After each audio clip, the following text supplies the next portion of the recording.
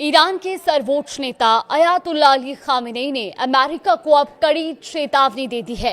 Khamenei ने कहा कि अगर ईरान पर हमला हुआ तो ये सिर्फ 2 देशों तक सीमित नहीं रहेगा बल्कि पूरे मिडिल ईस्ट में जंग फैल जाएगी। नमस्कार, आप देख रहे हैं न्यूज़ 18 का डिजिटल प्लेटफॉर्म और मैं हूं आपके साथ जागृति खंतवाल। तो देखिए, ईरान में दिसंबर में शुरू हुआ संघर्ष अब एक युद्ध की ओर इशारा कर रहा है। राजधानी तेहरान में एक जनसभा को संबोधित करते हुए खामेनेई ने चेतावनी दी है। दरअसल खामेनेई का कहना है कि अमेरिका को यह जान लेना चाहिए कि अगर इस बार जंग शुरू हुई तो ये एक क्षेत्रीय युद्ध होगा। इस बयान से ये बयान ऐसे वक्त में आया है जब अमेरिका ने क्षेत्र में अपनी सैन्य मौजूदगी को और बढ़ा दिया है और तनाव चरम पर है।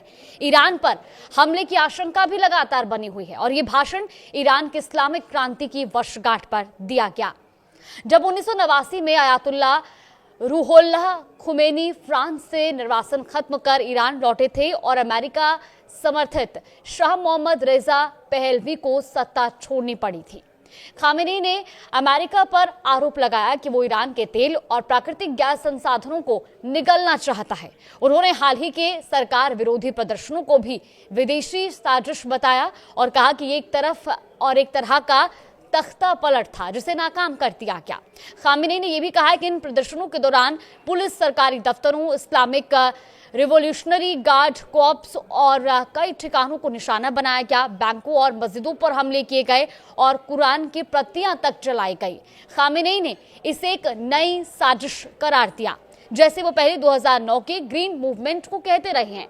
खामेनेई के बयान के बाद अमेरिकी राष्ट्रपति डोनाल्ड ट्रंप ने भी प्रतिक्रिया देते हुए कहा कि उन्हें उम्मीद है कि ईरान किसी समझौते के लिए तैयार होगा। ट्रंप ने पत्रकारों से कहा कि वो ऐसा ही कहेंगे, लेकिन उम्मीद है कि हम एक डील कर लेंगे और अगर डील नहीं हुई तो फिर देखेंगे कि वो सही थे या नहीं।